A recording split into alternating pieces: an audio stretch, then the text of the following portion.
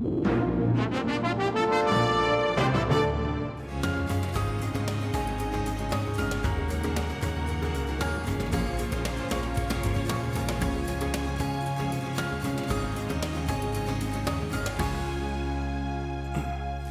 evening, I'm NET News Director Dennis Kellogg. Thank you for joining us for another special episode of Speaking of Nebraska. It'll be our final live town hall this season with Governor Pete Ricketts, but he'll be here for the next hour to answer your questions. Also on our panel tonight is Dr. Andre Khalil, the Director of Transplant Infectious Diseases at Nebraska Medicine and a professor at the UNMC Department of Internal Medicine. And joining us again is Nebraska Commissioner of Education Matt Bloomstead, so thank you for coming back. And by way of full disclosure, Matt Bloomstead does serve on the NET Commission, so we'll mention that. You can join the conversation tonight by calling us at 800-676-5446 or 402-472-1212. You can also send us an email with your question, news@netnebraska.org. Well, this week, the United States marked a significant and difficult milestone, more than 100,000 deaths from COVID-19. That includes 164 Nebraskans. Now, if we assume the number of cases in Nebraska peaked on May 20th, a model from UNMC predicts there will be possibly another 100 deaths in the state by early August. So, Governor, you worked with the experts at the University of Nebraska Medical Center back in March to develop a strategy to combat COVID-19.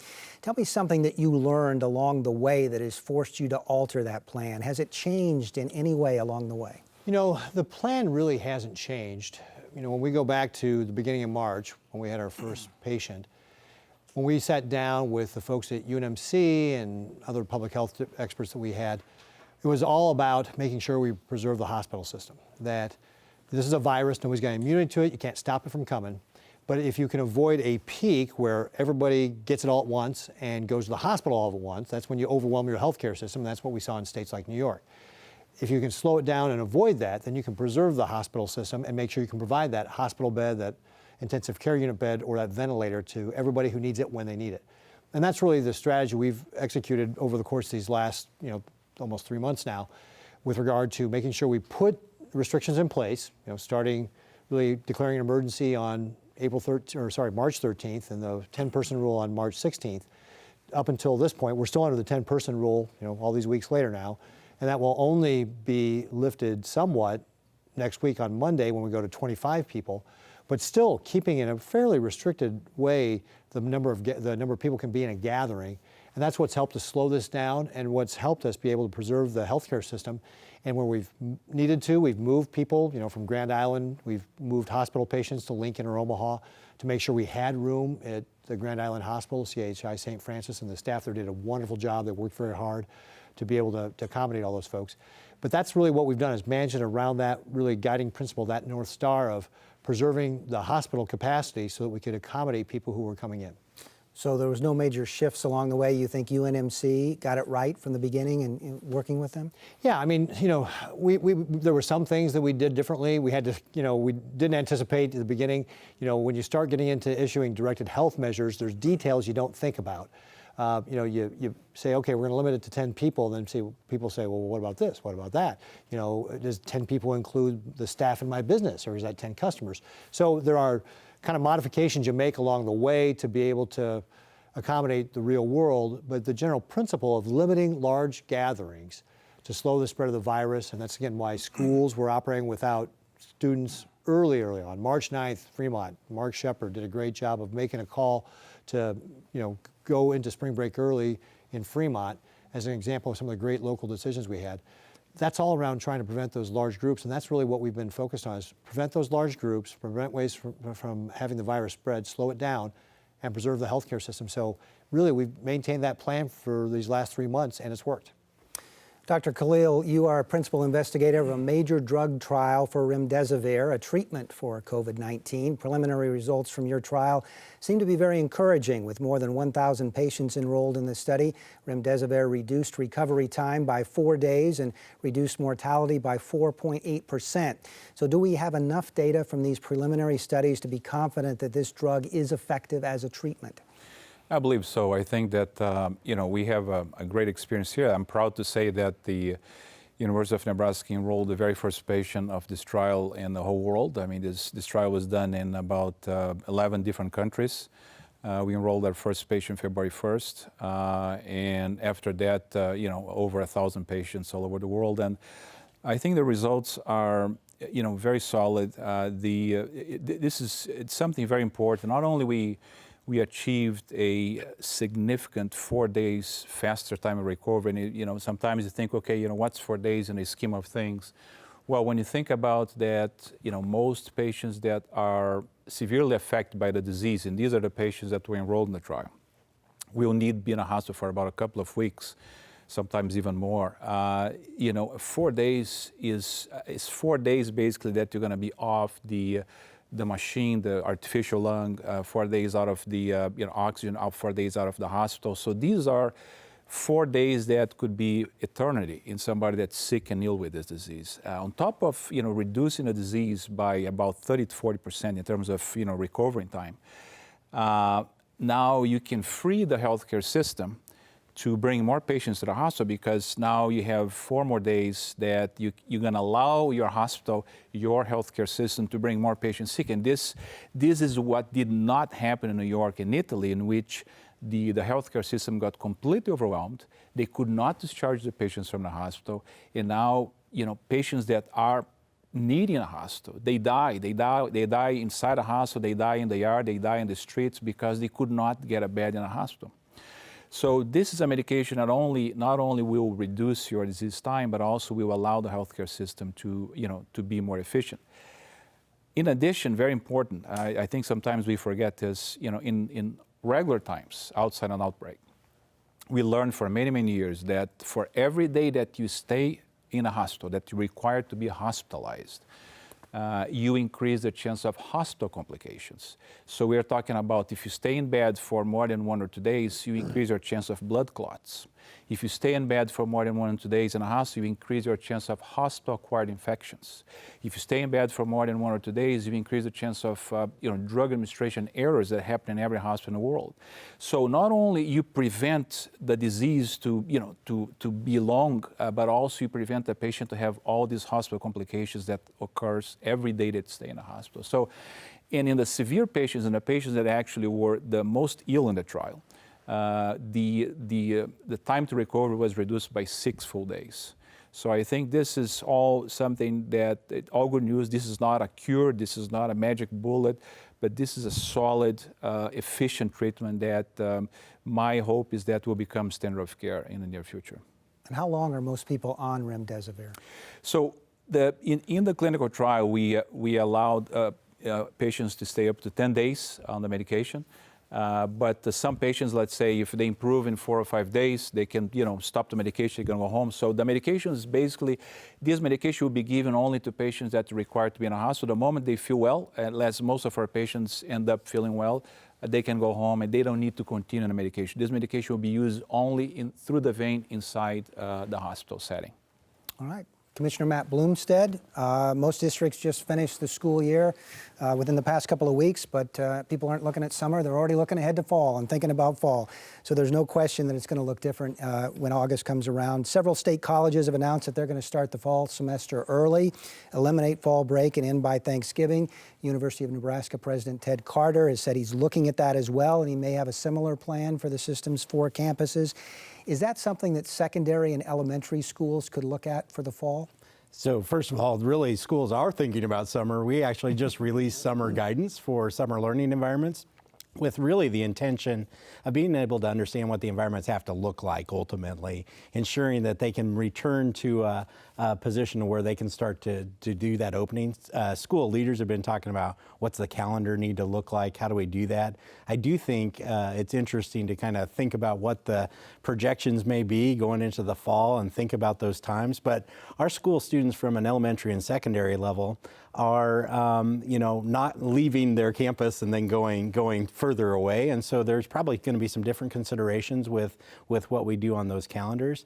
But I do think we've had the conversations, even some schools talking about starting earlier themselves, just given the opportunity to get kids back in a school environment and move forward, I think, in a more productive way. We're actually excited to see some in-person learning start this summer. We're going to learn a lot, I think, in that process and keep moving forward on those conversations. But there's a lot of details that I think that folks are having to work on. I think from the school side, we just wanted to ensure that it's practical for a local decision-making process, practical for the conditions that they might have for their facilities, practical for the types of students that they have. And so there's a lot of dialogue happening beyond the calendar, and I think that's going to be important for us to return. But as you look forward to the fall, and I know there's a lot of question marks, but it's probably not very likely that school in the fall is going to look anything like it did in January. Yeah, I mean, I think it might vary across the state, quite frankly. I think you might see places, depending on the school size, what the practical realities are, it needs to be a safe environment. And I think that's going to be the real kind of point that schools continue to work on. Because number one, they have to think about what's safe for their students, what's safe for their staff, what's safe for and kind of acceptable among those. So we're likely to see students in masks. I think that's going to be the reality. Our recommendations for summer are already there. I think that helps put in the environment, makes it safer and be able to operate longer without as many concerns. I think there's going to be just those common sense things that will make it look different. But it looked a lot different in the spring, is what I'm going to tell you. And so my hope is to see more in-person opportunities. And really, I'm asking schools to plan basically to be enrolling students this fall in person, being thoughtful about what their environments are, but also being prepared if they have to do remote learning or anything else that they can do that and do that effectively. I'm sure we'll be talking about that through the program as well. Governor, today, Greg Ibaugh, the former Nebraska Department of Agriculture leader and also the current undersecretary with the USDA, made some comments regarding meatpacking plants. He said, based on the safety measures that he feels are in place right now, he feels that the likelihood of community spread in packing plants today is virtually nil and no greater than going to the grocery store. Those seem like very surprising comments based on what we've seen with our hotspots around the state. Would you agree with that at this point? Well, I have not seen the data that Secretary Ibaugh is talking about, specifically nationwide data. If you look here in Nebraska and some of the communities that had been hard hit, if we're looking like in Crete and Saline County and Dakota County and Lexington and Dawson County and even in Hall County and Grand Island, if you look at the number of cases on a daily basis, in many of those communities, we're down to single digits. So we have seen a dramatic reduction in the amount of spread of coronavirus. Now, I can't tell you specifically how many of those folks were in food processing industries, but if we're in single digits in those communities, that's a lot less than what it was before. So, and certainly one of the things that we know is that it's about crowds and about people getting together. And it doesn't matter if it's at work or at home or in some sort of recreational space. If you are getting groups of people together, then you're going to be more likely to spread the virus. So, I think relative to groups of people getting together, we know that in the food processing facilities, you've got a high concentration of people, and that's what a lot of the measures are about, is trying to find that social distancing. Again, everybody wearing masks. A lot of the folks there are wearing face shields. They've got plexiglass between workstations, plastic in the lunchrooms. They're taking temperatures as they're coming in and asking people about their health status and so forth. And a lot of those things aren't being done at the grocery store or in other public places. So there are a lot more precautions going on in our food processing facilities that are not going on in other groups of large gatherings of people. So I do think we have to remain vigilant with regard to the food processing. And I think we also have to remain vigilant anywhere we see large groups of people gathering, which is why wearing masks, as the commissioner was talking about for kids, is going to be a good idea. If you go out in public, wearing a mask can be a good thing. Dr. Khalil, some of your colleagues at UNMC put together a guidebook for after visiting a lot of these meatpacking plants around the state. Does that surprise you, that particular statement, and do you think there are enough safety measures in place at this point in those plants? I think there's a huge effort of all the people working in the state to really make this happen. The reality is, as the government mentioned, there's always room to improve, always room to do better, correct? So, this is like any place, so we are not exception. But the reality is, I think that to me, and again, in my own experience, working at UNMC, seeing patients come in and treating patients every day, It's the fact that we are able to keep the healthcare system within the capacity. That means we are not over the capacity at UNMC. We are able still to take care of our patients, while a lot of places in the country really have struggled to keep their healthcare system within the capacity. I think tells me that the state of Nebraska is doing a job that probably better than a lot of other states. Because otherwise, honestly, I would be seeing way more patients than I could be able to see on a daily basis. And I think that, to me, that's very important. Yes, we are close to the capacity for a while. We are very busy, but the reality is we did not get to the point where we would be over the capacity. And I think that is related to the fact that we've been very cautious for the last 3 months or so to not let this curve, to go up in a way that went up in some other states. And I think this is really critical. And part of the job is what's happening all over the state, not only because, we see patients from all over the state, from other cities as well, coming to UNMC. So I think that it seems to me that, most of the state, including the Mid-Pac, including all the stores around the city, everyone is trying hard to minimize the transmission of the infection. But that being said, sometimes I go to the grocery store, I still see people without masks. I see people that are, getting pretty close to each other without masks, without really being careful. And I think, in part, people have to be responsible for what they do as well. We as health care providers, governor and the state, and everyone is working hard. But I think every person living in the state also has the obligation to understand that it's his or her role to do well. And to do well means that not only they protect themselves, but they protect everyone else around themselves. And that means, using masks, washing hands, keeping the social distance. These things will not change in a short, even medium term. They will not change. They will remain. No matter how much we open or close the economy, if we don't keep the social distance, if we don't keep using masks for the very basic things like going to the grocery, likely the virus is going to spread again. We're going to have, other peaks and waves, and this is not good for anyone. So I think, each citizen, each person has to be responsible for doing the right thing as well. Can I build on that for just a second? Sure. Because Dr. Khalil is exactly right, that we all have a responsibility to be able to fight the virus here in Nebraska by following the social distancing guidelines, like staying 6 feet away from everybody, washing your hands. You're talking about wearing that mask when you're going into a public place, that sort of thing. And as we look at loosening these restrictions, like we've got coming up next week, the only way that's going to work is if we have people continue to follow the other guidelines we are keeping in place. So if we go from a gathering of 10 people to 25 people, but people are forgetting to wash their hands and keep 6 foot of distance and not wearing a mask, that's going to make it more difficult for us to loosen restrictions in the future. So we really still need Nebraskans to continue to follow the things we've asked them to do as we loosen some of those other restrictions. So the doctor mentioned that the hospital system in Omaha is not over capacity, but Darlene from Omaha calls in and says, Governor Ricketts, the hospital system in Omaha is starting to be overwhelmed by the number of patients coming in. What is the plan B if the capacity becomes too overwhelming? Well, we're working with the hospital systems directly, all three of the major systems, not only UNMC, but Methodist and CHI. Dr. Antone, our chief medical officer, is on the phone with them daily, checking up on their status, and we watch those numbers pretty carefully.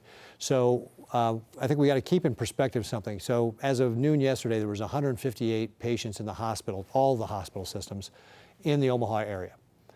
That we have 1,600 hospital beds available means we're using less than 10% of the capacity there. And in fact, if you look at the people on ventilators, that actually dropped a person yesterday, and the number of people in the ICU actually stayed exactly the same. So we want to keep this in perspective, and if you look at what's happening with regard to, say, things like ICU beds, where the margin has been getting tighter, it's not been coronavirus patients, it's been other patients coming in, maybe with a heart issue, and they've kind of put off coming in, and now they have to, they're sick enough that they can't put it off anymore, and they're coming in now. And so that's what's really driving it. And of course, we want to make sure we continue to help that person. So it's really not some of the things like elective surgery we don't believe that are driving this. It's some of the other healthcare issues that are out there that are not elective surgery, that are not coronavirus, that are driving some of these numbers. But we're in daily contact with the folks at all those hospital systems to make sure that we continue to manage this in a way that will make sure that everybody who needs that hospital bed, that ICU bed, or that ventilator gets it when they need it. So Robert in Omaha follows up, would you consider reintroducing restrictions in Nebraska if infections continue to increase and hospitals become unable to care for COVID patients? Well, certainly we're going to take what steps we need to be able to slow down the virus if we think that's going to be an issue. If you look just broadly speaking at the number of cases and our hospital system in general, so we've been talking a lot about the Omaha area, but if you look as a state as a whole, we've got 43% of our hospital beds available, we've got 43% of our ICU beds available, and 77% of our ventilators. And just like we did with Grand Island when we managed that system, it was a CHI hospital, but all the hospital systems agreed to take patients from St. Francis there in Grand Island. We would look to do the same thing in Omaha, that if we needed to move patients, we would move patients to be able to make sure we accommodate that. So we will take the steps we need to make sure we ensure that anybody can get that hospital bed when they need it. Commissioner Blumstead, local school officials faced a lot of tough decisions about in-person shutdowns in the spring. Barb Svoboda is on the school board in Mullen, Nebraska, and is a regional director for the Nebraska Association of School Boards. She's also a mom to 2 high school students this year, including a graduate.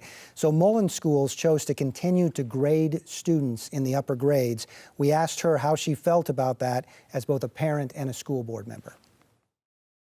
As a parent and talking to my children about it, it was just really it became apparent that it was the only way that they were really going to learn and be held accountable, especially looking at my younger child who just finished her sophomore year.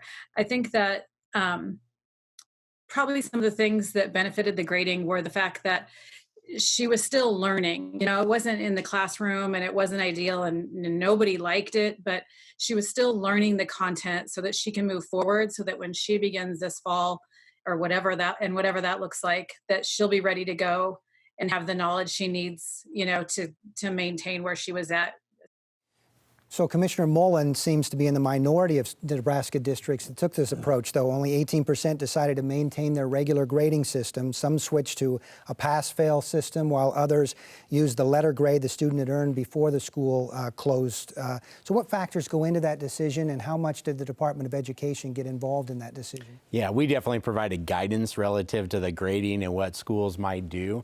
As Barb points out there, it's a lot about student motivation. I've actually said before, it's actually about the learning more so than the grades, but grades are kind of part of the motivation factor for students, and it's important that you kind of balance that and understand where students are at. We've probably experienced some other things in the grading where a student maybe had their lowest grade at the end of the third quarter and they would have expected a better grade, and so there's been certainly some challenges around that, but I've really tried to highlight to our schools, really be equitable, really be thoughtful and fair in those grading practices as best as possible.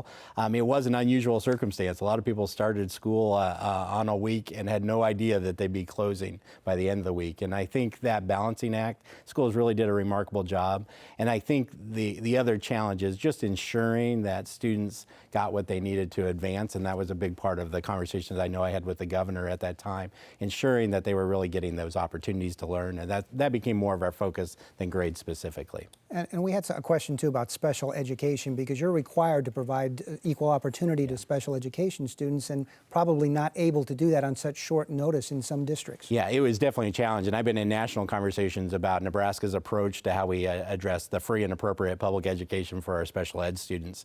And in fact, it was a challenge because we knew that students that needed those special services might not be able to get them. Some of them need truly hands-on experiences that weren't going to be possible. And so we asked our schools, based on what is in the IDEA, or Individuals with Disability Education Act, that they would be reaching out to parents and ensuring that the plans that were in place for their individual learning plans were really being met as best possible. And then later, there's really a requirement around compensatory education and opportunities for those students to actually regain some of that lost kind of opportunity to learn. And so really we keep working on that. In fact, we've released additional guidance on the requirements underneath special ed. What I'm proud of, again, maybe kind of one of these things to be proud of in Nebraska, I think in other places they had a lot of very hard fights.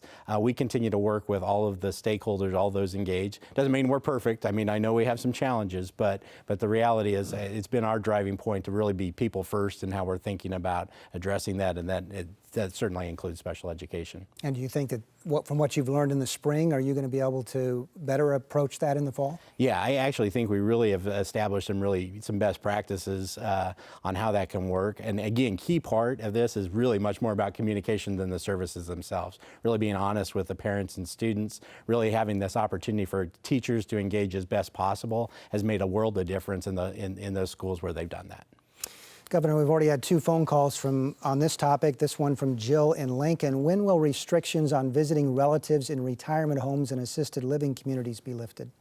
Yeah, so this is obviously a tough issue for families that their loved ones have been in these long-term care facilities for 2.5 months now without the families being able to visit, because we've been trying to make sure that the virus doesn't get into those facilities, because again, it gets back to concentrations of people like we were talking about before, whether it's crowds, we talked about food processing plants, but it's also congregate living, where we've got long-term care facilities that fit that category, right?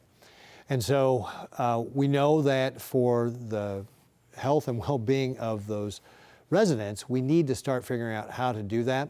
And so one of the things we did, we announced a couple of weeks ago that, it was 2 weeks ago tomorrow, that all the long-term care facilities are going to have to give a plan to the state on what they're going to do to manage those facilities for the rest of the year.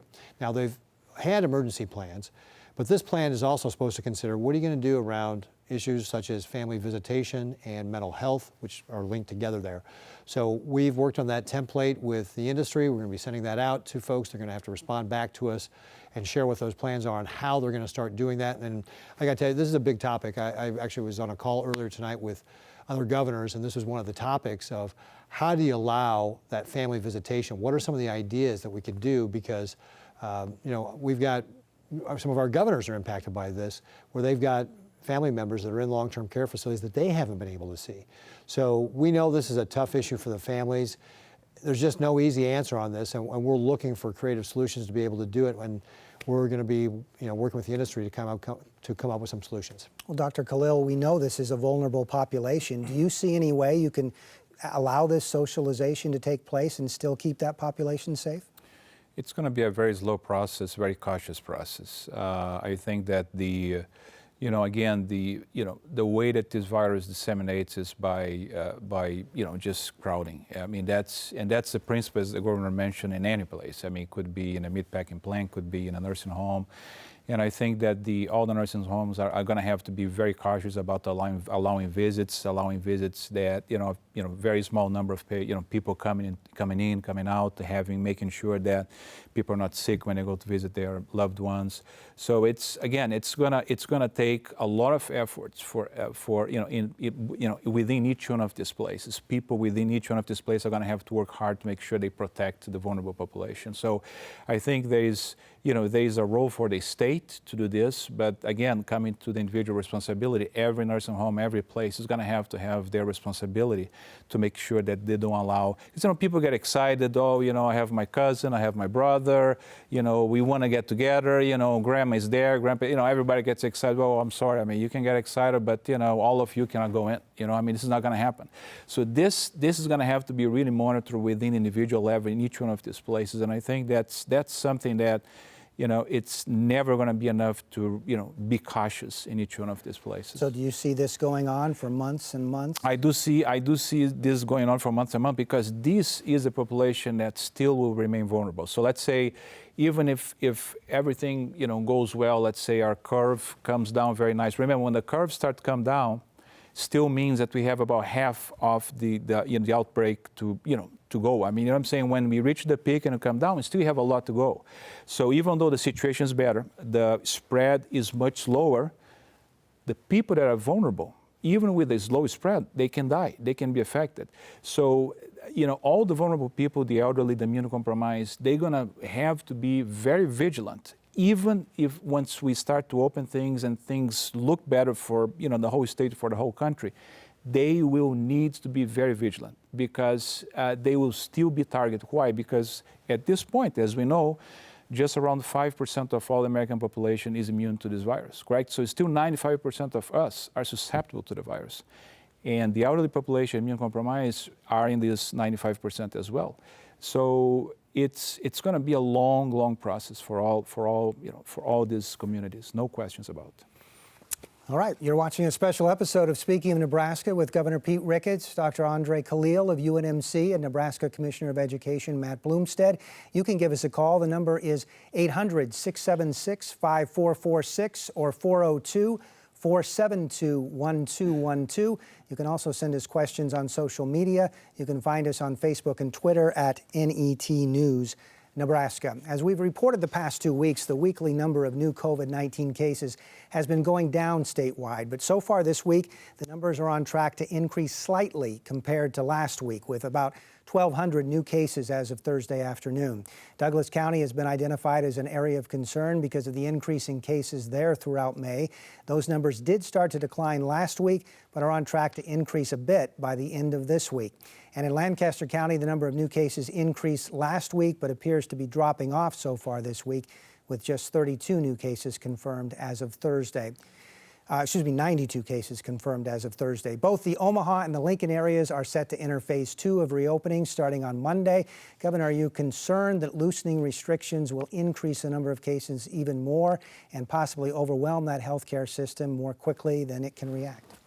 So one of the things we've seen, you did mention that the number of cases are going up. We continue to monitor what's going on with regard to the healthcare system. But again, if you look at the number of patients that are actually hospitalized in the Douglas County area, it's less than 10% of the overall beds. So while we've seen that number creep up, we haven't seen a something that would be leading us to believe that all of a sudden there's going to be all these people going in and we're going to overwhelm the healthcare system. So I don't think there's a concern with regard to that. However, having said that, we do want to continue to emphasize people, you got to follow the rules that we're talking about. So again, wear that mask when you're in public, stay 6 feet away. If you're doing those two basic things when you're out in public, if 2 people are wearing masks, your chance of catching this virus is dropping to really close to like 1% or 0, in that category. I'll let Dr. Khalil actually comment on that, how close I am with the numbers. But the point is, if you're doing those things, we can start loosening some of these restrictions and feel confident we can preserve the hospital capacity. And that's where we need Nebraskans to continue to do the right thing. I know it's been tough. People are tired of the restrictions, but we got to continue with these restrictions. To Dr. Khalil's point about the virus is still out there. We still need to manage this. And until there's a vaccine, we're going to have to continue to manage this, which means probably throughout the rest of this year and maybe early into next year, we're going to have to do some things along the line of social distancing, like keeping that 6-foot distance between each other, wearing masks when you're going into public, that sort of thing, to help reduce the spread of the virus. So I think we can manage this all. We want to keep an eye on what's going on with regard to the number of cases.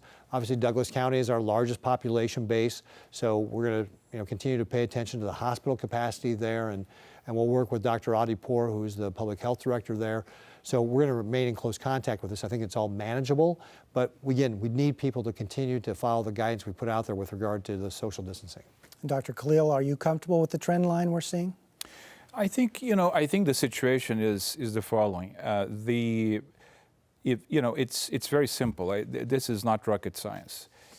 If people do not follow what the government just said, if people really decide to not use masks, to not keep the social distance, we all going to pay a price for it. And the price is going to be the economy is going to be closed again. It's simple like that. This is not rocket science. Because if we start to have an increase of cases dramatically and come back to another surge, I can guarantee you that the government is going to have to do something more dramatic. And because that's just the reality of the facts. So there's only one way to prevent this, and it's not difficult, is doing the right thing. I mean, doing the right thing means in this moment where we are trying to see if the opening can be sustainable. The only way to be sustainable is people following these rules. And this is not that difficult. It's not that difficult, but it has to be done. It has to be done by everyone. And I think there is a good chance that if everyone really, does what needs to be done, we can move forward and do well as a state, as an economy. But I cannot predict human behavior. We're all different. I wish I could. That's why things can get much worse if people don't follow the rules, or it can get much better. But it's going to depend on all of us.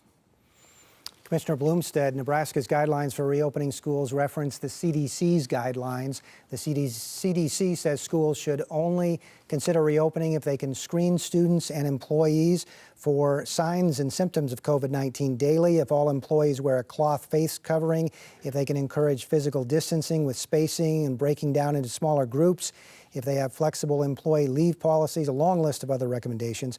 Do you think districts in Nebraska are equipped to make the necessary preparations in time for the start of next school year? Yeah, I mean, it's obviously going to be a challenge for them to be able to address each one of those. One of the things we've done between the CDC guidance and other guidance that's come along is really kind of ask folks to engage in it. And it is kind of like human behavior too. If you're having to think about what's the real motivating factor behind each one of those. And the real motivating factor, number one on screenings, is to ensure that you aren't bringing someone in that's been sick. And so that's an important part of the conversation. The important part of masks, which we've talked about already, is obviously slowing that spread. The important part of social distancing within schools. That seems difficult in schools. I know I've had superintendents call me and say, well, we measured our classrooms. I don't know how this is going to work. We have schools talking about, hey, look, if the situation would say it, we might have to go to an every other, or 50% of our enrollment, for instance, as a conversation to ensure that they can do social distancing.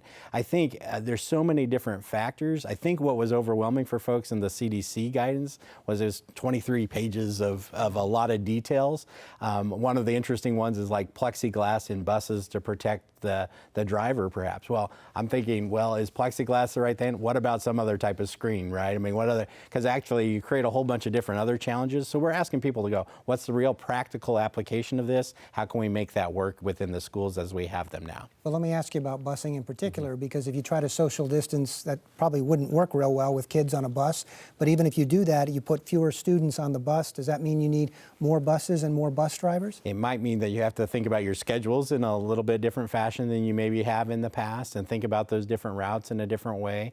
And then I think masks in particular on buses are going to be critical. Hand sanitizer and other things are things that they can actually ensure that we're doing everything we can to kind of reduce that overall risk in student transportation. And Commissioner, I want to get this question in too from Wendy in Lincoln. She says, I've looked at the launch site for the Department of Education, and while I appreciate the detail it goes into for student safety and learning, there's virtually nothing addressing the needs of the safety of teachers. How does the state propose to address teacher safety when a significant proportion of teachers are 40 and over? Will teachers be provided with PPE if we return to face-to-face school before a vaccine is available? And what is the state doing to encourage substitute teachers when the majority of the current substitute teacher population fall in an at-risk age That's category? a really good question. A lot of questions. Lots of detail there. But what I will say, I mean, number one on teachers, I've actually worked with the NSEA, with the Teachers Association, to actually establish a bit of a sounding board for me relative to other issues that teachers may face. And as we've worked with schools, obviously folks are going to be worried about the kind of the flexibility around employment. And if we have folks that are vulnerable due to, immunity compromised or otherwise, I think being extremely cautious with our employees is part of that. I think the other part is we know that could cause some challenges for schools, so we've been trying to have them think of different scenarios where they're able to allow teachers to teach from a distance if that happens to be their scenario. Using paras, using substitute teachers as mentioned, is a good way as well. So there's many different scenarios I think that can address that, but what I would highlight is we are very much thinking of those scenarios, and that will be on our Launch Nebraska site as well. All right. Governor, we have a question that was phoned into us. Colette from Utica, will restricted daycare ratios be adjusted or relaxed along with other restrictions? I own a daycare and I'm having to turn parents away who are starting to go back to work. Yeah, so daycares are one of the things we've been looking at. We've certainly taken that up from 10 to 15 students, and we're continuing to evaluate what's going on with daycare. So I'd say we're going to look and see what happens with regard to how these restrictions are being lifted and rolled out. And we're certainly mindful of the fact that daycares are important, not only for the children they're taking care of, but also for the parents who need to get back to work. So I can't give you any further information on that. We know this is an issue that is important to a lot of folks, and we're keeping an eye on it. And I would say continue to monitor our announcements with regard to what might happen with regard to daycares. Another question comes in on testing. This person says that they live in the North Central Health District. Cases in this area continue to increase. This person is eligible for testing as well as the caregiver for a 94-year-old individual and would like to be tested, but the closest testing sites are 150 miles and at least 2.5-hour travel time away one way. Why are there not more options available in his area? So again, we've got mobile testing teams that are moving around the state. We're going to be in Valentine next week, so I don't know if that helps, but if that's going to be close, that would be a great opportunity to be able to take advantage of that. We're also going to be in O'Neill. So I would say, continue to check in with the Test Nebraska website and continue to update your profile, because we are moving those tests around to different parts of the state to be able to make it easier for people to be able to access that. And I know that, again, we're going to be in north central Nebraska next week. And Governor Mindy from North Platte says, I work in a small nursing home and some people are quitting because they can make more money on unemployment. Is there anything in place to prevent this and to help out the nursing facilities that this affects? Well, Mindy, if you contact the Department of Labor, they actually can't resign. They can't quit your job and get access to those benefits. And in fact, if an employer has laid somebody off and then calls that person back to work and they refuse to come back to work, that's the same as a quit. So under state law in Nebraska, you can't just quit your job and get unemployment benefits. So I think those people are going to be really disappointed to find out that when they try to apply for those benefits, they're not going to be able to receive them. So I would certainly let that person know. And then you can also, Mindy, contact us at the Department of Labor by going to DOL, I think it's anyworkrefusal.gov or whatever it is, the email address. But if you go to the website, you can find it. And send us an email to give us the information for the people who are quitting. So we have that heads up ahead of time. And then, again, those people will not be able to get benefits. So I would certainly communicate that with them to say under state law, you can't quit your job and get benefits, so that they maybe don't quit in the first place. But that's exactly what will happen is if we know that they quit their job rather than they were terminated by the employer, they won't be able to receive benefits. Dr. Khalil, Bill from Syracuse says if a person tests positive from this virus, are we basically just telling them to go home and quarantine, or should they be told to see their primary care physician and put on some sort of prescription drug regimen? So no, so if the person is being tested positive and and has no symptoms or has mild symptoms, this person should go home and stay home and quarantine. That's going to be the case for about 80 to 90% of all the people that get affected by the coronavirus. No drug prescription. There is absolutely no drugs that's going to help. All these patients are going to need, say, just medications for the fever, for the cough, and basically, keep hydrated. Just the very basics. Keep moving. Good chicken soup always never hurts. Correct. So the bottom line is this is what most people are going to cure this virus by themselves. I mean, that's the reality. When a person gets nervous and let's say you decide to go to a med center or go to the doctors, actually now you increase your risks of not only acquiring other disease but also passing this infection to other people as well, because you were just diagnosed with that. So if you're feeling well or you have a mild symptoms, at that point you should go home, quarantine.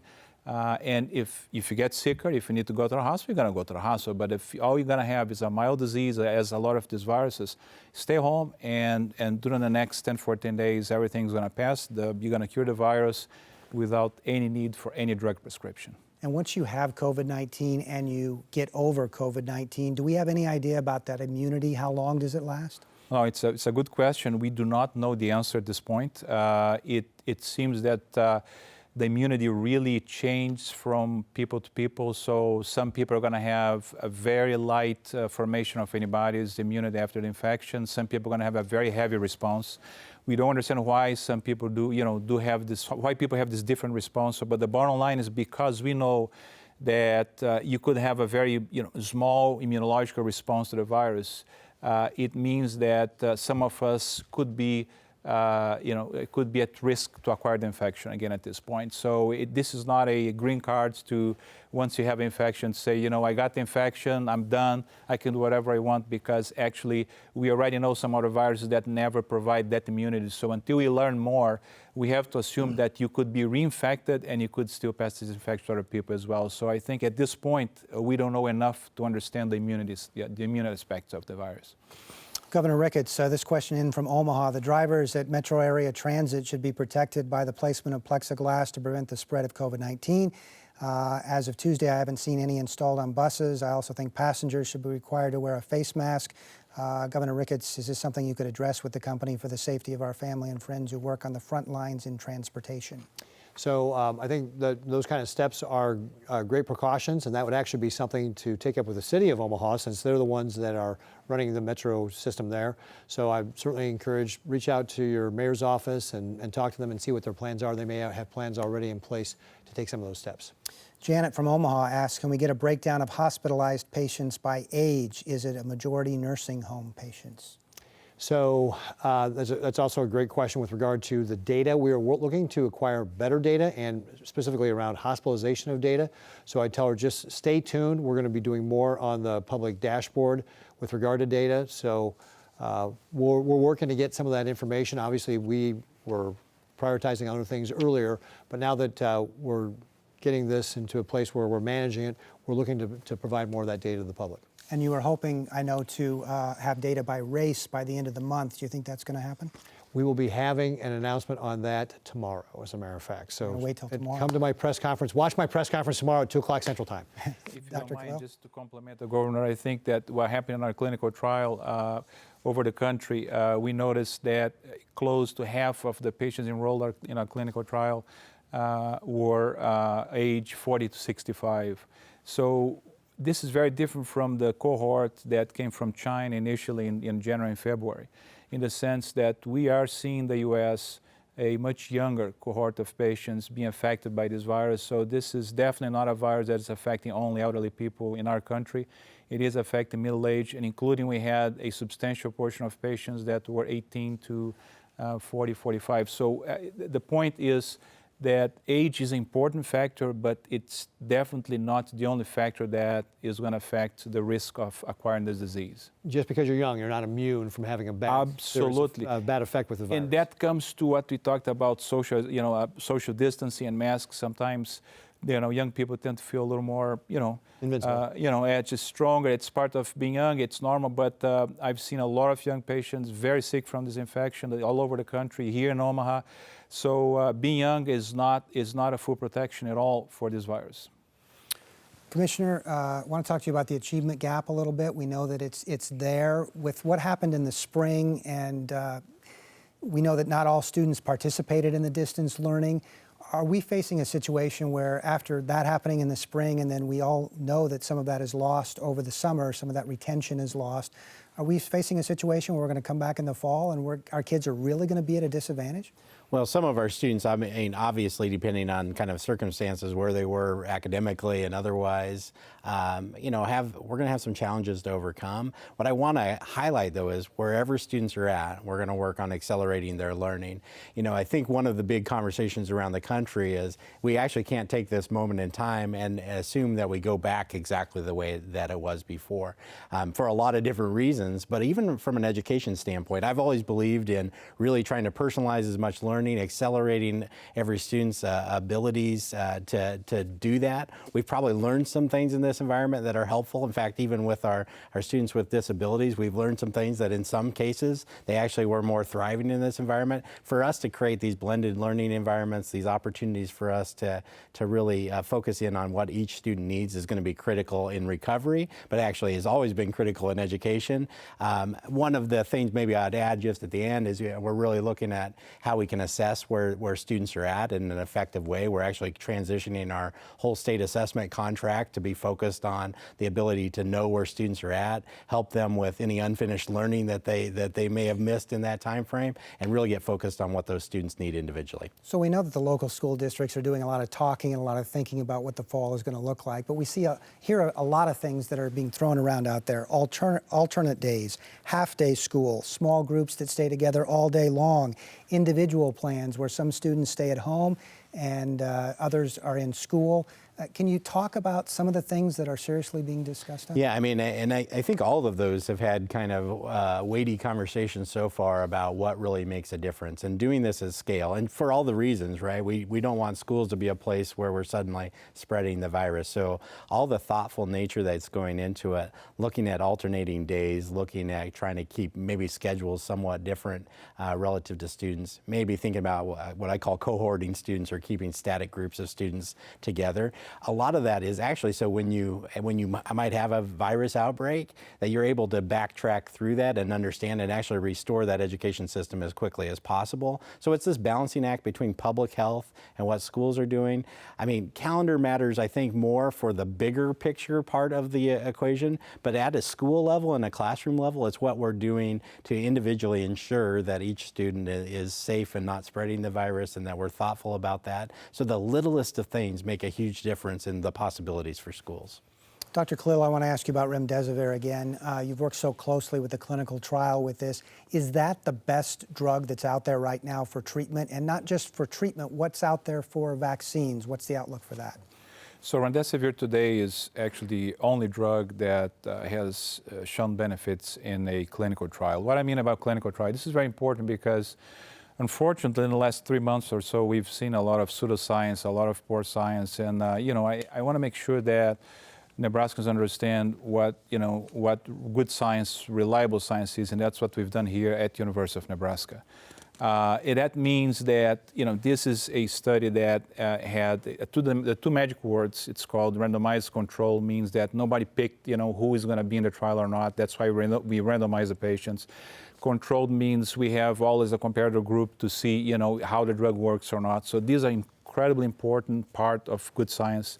This article was peer reviewed in a reputable, medical journal. This is very important. Good science is not going to come in social media. It's not going to come in main media. Good science comes in good scientific journals, and this is where we publish our clinical trial. So, and then the last point I want to mention is that, you really have to understand that good science is the only way that we're going to win this war against this virus. And we start the good science right here. We got the first drug. This is the only drug that has proven benefits, clinical benefits in improving people's lives with COVID-19. We are looking for other drugs now. The trial remains now. We are ready. In the second part of the trial, actually, we start the trial here in Nebraska. In the whole country, we were the first one to start the second part of the trial as well. We're testing a second drug. And we're going to keep testing several other drugs for treatment. In terms of vaccine, there are several vaccine candidates. There is about close to about 8 or 10 vaccine candidates that have shown immunological response at least the very first patients that were given. So I believe that we're going to have several vaccine candidates in the next 2 or 3 months being tested in a much large sample size, when many more people are going to be receiving this. So I believe that by the end of the year, there is a good chance that we should have reliable candidates that could be probably coming to the public. But again, this is a little bit of an estimation, but a lot of people are working very hard on this. So I think the combination of effective treatments, as we are discovering here at University of Nebraska, with effective vaccination will be the way to eradicate this virus. But you're going to need both. So overall, though, you're hopeful. I'm not hopeful. I'm certain that we're going to win. I'm certain we're going to win. It's what I don't know exactly when it's going to be, but we already found the first drug. We are gearing to find the second and third drug, maybe a combination of drugs for the people that are very ill. And the vaccinations should be coming. So it's a matter of time. I wish I could tell you the time, but I'm certain that we're going to win. But it's how long it's going to take. It's something that nobody can predict with certainty. Governor Bob from Omaha writes, will there be more transparency expected from food processing plants moving forward regarding workers testing positive for COVID? So again, what our policy has been with regard to this is that we release the aggregate data with regard to food processors, and we've talked, we started releasing hospitalization data and all that sort of thing with regard to that. And we've said if local health departments want to go beyond that, they can, but they need to, for example, verify employment with the company, because again, when we do our contact tracing, we find when somebody gets tested positive, we'll reach out to that person and ask them where they work and who they work with. But unless they give us permission, we can't contact the company. So we can't just tell the company because of HIPAA laws. Now, sometimes companies will do their own testing, and of course, then they know all the information with regard to their teammates and so forth. But again, when they put that into our database, they do share the data with us with regard to who's tested positive. Employment, who you work for, is not part of that data. So again, that gets back on all things being self-reported. So again, local public health departments can do more with regard to the specific employment situation with regard to them. We're going to continue to do what we've been doing, which is reporting aggregate data with regard to cases, fatalities, and hospitalization. In just a minute here, but I want to ask you this. Charlie from Omaha asked about large events and dances. When will that DHM be lifted? Could large events in August still be affected? We've seen at least 2 states cancel their state fairs already. Are you concerned about that as well in August? Well, certainly, that's one of the things we're looking at is large events. We put out some guidance with regard to county fairs, and we have said with regard to our guidance for June that if you've got a venue where you've got a rated occupancy, you can, for gatherings, you can have 25 people or up to 25% of your rated occupancy, up to 3,000 people. And if you're going to have more than 500 people in most of the states, you have to get the approval of the local health department. And in Douglas County, it'll be 1,000 people. Obviously, Douglas County is bigger. So we do have some rules in place with regard to bigger gatherings. Again, a lot of the success of this is going to depend on if you go to these bigger gatherings, everybody wear a mask. We haven't wanted to put that in the DHM because we don't want to make it a misdemeanor offense if somebody walks out of their house without a mask on.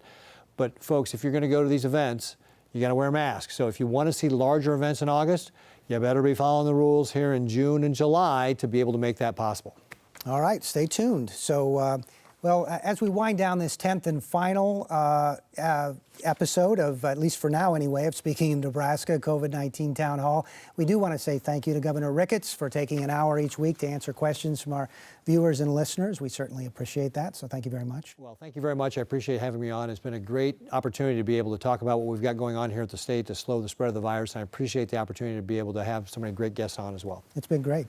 Thanks also to Dr. Andre Khalil from the University of Nebraska Medical Center, who's leading that clinical trial on remdesivir, and also to Commissioner Matt Bloomstead, who has a busy summer ahead trying to figure out what's going to be happening in the fall with our schools. So thank you to everybody for being here. Also thanks to the NET crew who have been here each week working hard to bring this program to you.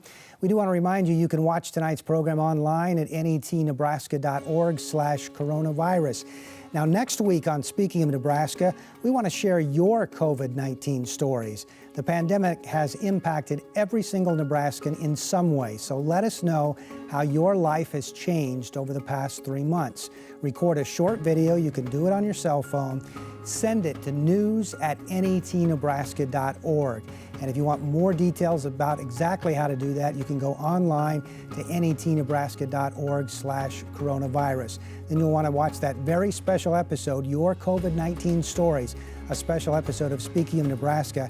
That'll be next Thursday at this time, 8:30 Central. You can find it on NET, NET Radio, and also streaming online. So thanks again to our guests tonight. Thanks again to the governor, and you can continue to watch his press conferences as well and listen to them on NET Radio. Well, until next week, I'm NET News Director Dennis Kellogg. Thanks for watching.